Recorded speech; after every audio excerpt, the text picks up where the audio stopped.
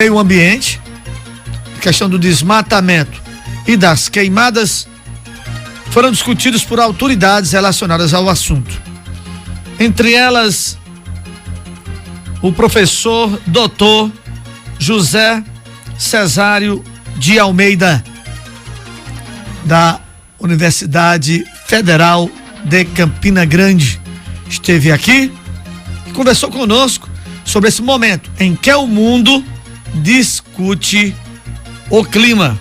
Vamos ouvir o que disse o Dr. Cesário, a Mais FM e a TV Mais. Um público bastante representativo pelas universidades, pelos segmentos da sociedade que representa todo um fórum de debate, de discussões voltadas a um tema bastante emergente, que é a questão climática. O mundo inteiro se encontra no Egito, discutindo na COP27 as questões climáticas que tanto assolam o nosso planeta. E o Centro-Sul cearense, no Fórum de Sustentabilidade Ambiental, discute nesta manhã com a academia, com as universidades, com as faculdades, com os trabalhadores, com o homem do campo, com a mulher do campo, com os sindicatos, com a sociedade civil organizada e tantos outros segmentos, de governo inclusive, do Estado, do município. A Universidade Federal de Campina Grande, representada também nesta ocasião, trazendo o calor desse debate à nossa região, no sentido de que cada um de nós possa promover ações voltadas para a redução do aquecimento global e perpassa necessariamente pela redução no desmatamento, a redução das queimadas, menos lançamento de agroquímicos no solo, na natureza, e que cada um de nós, cidadão, faça a sua parte como um dos contribuintes à redução do efeito estufa para o planeta, que é a maior causa de aquecimento global, que está destruindo os ecossistemas, está deixando as espécies em extinção e, naturalmente, causando um forte impacto ambiental que causa, inclusive como consequência, a destruição do nosso planeta. Citei, Paulinho, na minha fala inicial, a frase do Antônio Guterres, secretário nacional das Nações Unidas, ao abrir a COP27 em Sharm el-Sheikh, Egito, quando ele já nos advertia: estamos no caminho do inferno ambiental. O planeta não suporta mais, já não vinha suportando as ações antrópicas que tanto têm causado desequilíbrios mundiais, enchentes, secas. A África, por exemplo, está passando, Paulo, no momento, pela maior seca nos últimos 500 anos. O Nordeste da África. Enquanto que o sul da África está clamando porque está em enchentes, está clamando para o mundo inteiro. Então, esses contrastes ambientais são decorrentes, naturalmente, da maior problemática que nós vivenciamos hoje, que é o aquecimento global. Doutor Cesário, qual é a participação no Brasil perante toda essa situação, tendo em vista que nós temos a maior floresta do mundo, considerado o pulmão do mundo?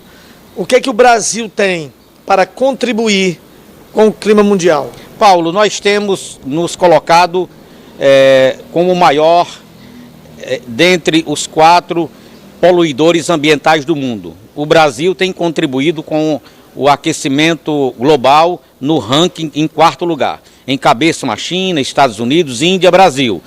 Agora, o que nós temos que fazer? Diz a nossa Constituição que todos nós temos o direito a um meio ambiente ecologicamente equilibrado, o artigo 225. E nós não temos conseguido manter esse equilíbrio. Nós não temos cumprido as pautas definidas nas COPs anteriores. Então, e o mundo também. E o aquecimento global marcha para, nos próximos 100 anos, um aquecimento de 1,5 graus de temperatura, graus Celsius de temperatura no planeta. Em 1914 até agora 2014, o planeta aumentou em 1,5% o aquecimento global. Nós não suportamos mais 1,5%. Nós temos que reduzir até 2030 a metade desse aquecimento global. E em 2050, zerar, porque senão em 2050 nós não teremos mais garantia para que as gerações futuras possam sobreviver no planeta.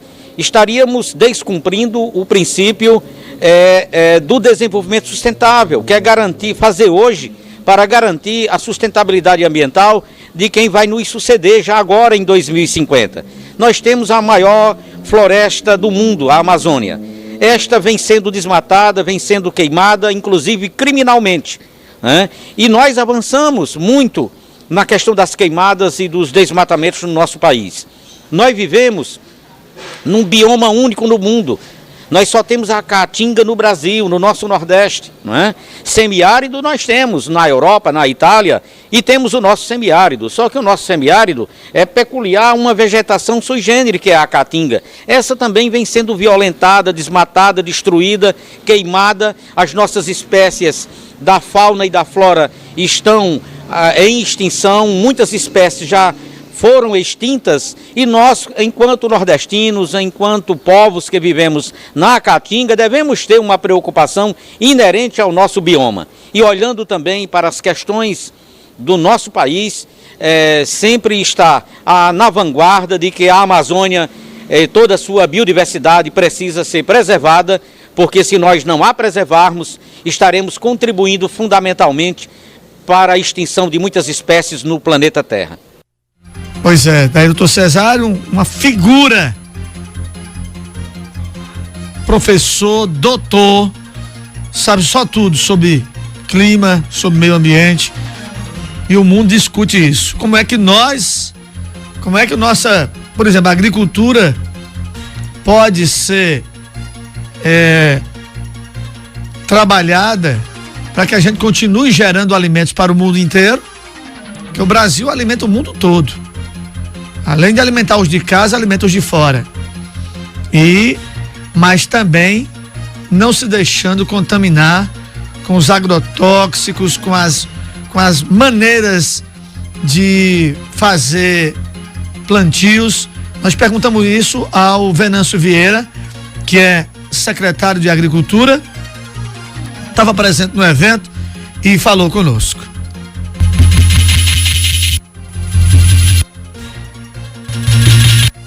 Primeiramente, obrigado pela oportunidade, Paulinho, a você e a todos da TV Mais, da Rádio Mais. Adaptar-se, inovar-se, né? Se reinventar, né? A agricultura é uma tradição milenária do ser humano e sem ela a gente não sobrevive. Precisamos produzir o alimento e a gente tem essa virtude, enquanto ser humano, em poder se adaptar e poder se transformar. Hoje em dia não significa dizer que para produzir você tem que destruir. Você pode conviver, você pode se adaptar-se à realidade do momento. E nós estamos justamente discutindo isso. A necessidade real da gente poder produzir cada vez mais alimentos numa população crescente no mundo. Acabamos de completar o 8º bilhão mesmo ser humano que nasceu. Então essas pessoas que vão conseguir continuar crescendo precisam se alimentar. Então o que fazer? O nosso país, a nossa região, o nosso clima, apesar de ser meado, ele é importante nesse contexto. E a gente aqui do nosso município estamos dando a nossa contribuição. Esse encontro importantíssimo acontecendo aqui hoje, que já faz parte do Fórum de Sustentabilidade do município, é importantíssimo para que as pessoas possam ter a consciência de poder preservar e proteger o meio ambiente. E isso não quer dizer que você não consiga produzir. A agricultura sustentável, a agricultura que não agrida o meio ambiente, ela é possível na realidade que a gente tem hoje, né? A agricultura familiar tem um contexto importante nesse movimento, em tentar produzir mais, melhor, sem agredir o meio ambiente. Nós tivemos nesse governo agora, nesse último governo que está terminando, uma autorização para colocação no mercado, inclusive, de agrotóxicos que são proibidos no mundo inteiro. E eles entraram de forma avassaladora no país novamente. É possível hoje produzir, diminuir a quantidade de agrotóxicos, obviamente prejudicando menos a saúde humana. Você sabe que um dos grandes problemas que a gente tem é a questão educacional, o conhecimento, né? Hoje em dia, se a pessoa tem algum problema, uma doença, alguma medicação, e ela tentar se automedicar, ela pode estar causando um prejuízo para ela mesma, né? E ao invés de melhorar, desenvolver algum outro tipo de doença. Na agricultura, na pecuária, é do mesmo jeito. né? Não é porque você tem um animal ou uma planta que ela esteja com algum sintoma que você tenha que dar por sua conta própria e risco qualquer medicação. Você tem que procurar um especialista, um veterinário, um engenheiro agrônomo que possa te dar orientação no seu município, uma Secretaria da Agricultura, uma EMATES, que possa te dar uma recomendação correta para você fazer a aplicação, se for necessária, para corrigir qualquer tipo de problema na sua lavoura ou no seu animal. Eu acredito que a gente tem que trabalhar muito, e isso vai acontecer naturalmente, o uso de alternativas. Por isso que eu falei que a gente tem que se reinventar. Por exemplo, um exemplo prático aqui no Iguatu hoje, nós estamos produzindo novamente a cultura do algodão. Estamos implementando, porque economicamente ela é possível. Já existe até uma normativa internacional de utilizar fibra somente natural, e o algodão é uma delas. Então existe um aquecimento econômico para que a gente possa produzir. E se produzir algodão, imagina logo na praga do bicudo. E no passado, você é conhecedor disso, as pessoas sabem, utilizavam muitos produtos agroquímicos, pesticidas, muito pesado. Hoje em dia a gente trabalha com produtos biológicos. Então essa é uma das apostas, é tentar modificar, tentar alternar a maneira de você produzir, utilizando o meio ambiente a seu favor, não contra. Então, assim, a recomendação nossa enquanto agricultura, procure sempre uma alternativa viável e possível de você produzir sem agredir o meio ambiente. É possível e é economicamente mais eficaz. Sim, essa é a busca, né? Não deixar de produzir, melhorar a produção, mas não destruir o meio ambiente. Porque sem meio ambiente não vamos ter nada, né? Conversamos também com o secretário de Meio Ambiente de Iguatu, o senhor Mário Rodrigues, que estava presente. Eu perguntei para ele qual é o impacto, né, e qual é a força que o Iguatu, preocupado com o seu meio ambiente, preocupado inclusive com a presença de um lixão da vida, né, que está aí e que nos envergonha tanto, como é que é esse impacto? Como é que Iguatu pode fazer o seu dever de casa para proteger o meio ambiente? Paulinho, lá ontem eu escutava uma coisa interessante, que a gente deve ter a preocupação a nível local, né? E isso é uma coisa que a gente tem que se voltar para a nossa cidade.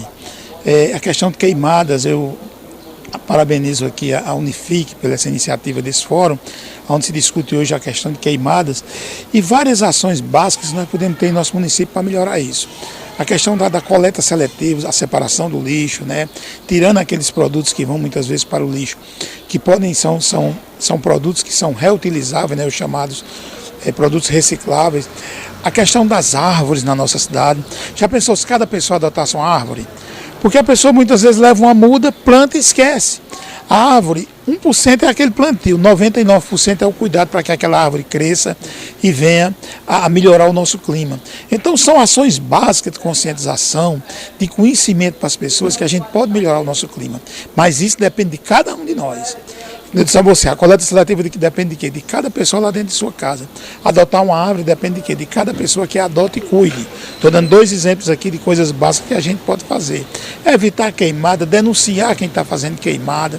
É uma série de ações que a população tem que ter consciência, porque ou a gente cria essa consciência, o que nem foi dito aí. Estamos no caminho ecologicamente do inferno, se a gente não conseguir mudar tudo isso. Quando se fala em meio ambiente no Iguatu, logicamente quem está nos ouvindo agora vai dizer, e o lixão de Iguatu? Como é que nós temos na chegada da cidade ainda um lixão que é um cartão postal que ninguém quer ter? Avançamos nesse quesito? Avançamos significativamente. Estamos iniciando projeto de coleta seletiva.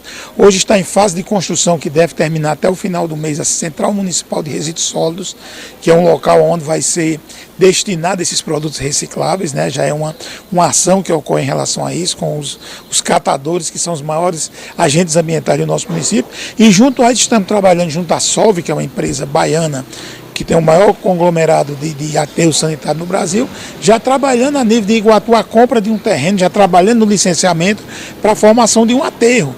Então o lixão ele tem dias contados. Agora tem toda uma infraestrutura que tem que se montar em torno disso para que ele acabe. E isso é o que está sendo feito, né?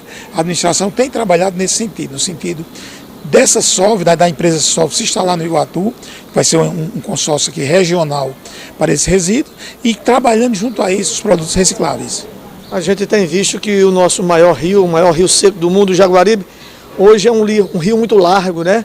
A retirada de materiais, até de forma inadequada, traz todos esses problemas. Tem tido uma fiscalização maior para que esse rio possa um dia voltar a ser o Rio Jaguaribe, que já foi que já foi antes? Paulinho, é uma das maiores lutas que nós temos dentro da secretaria. Já inclusive temos algumas inimizades no Iguatu por conta disso, porque não existe o respeito pela retirada de materiais.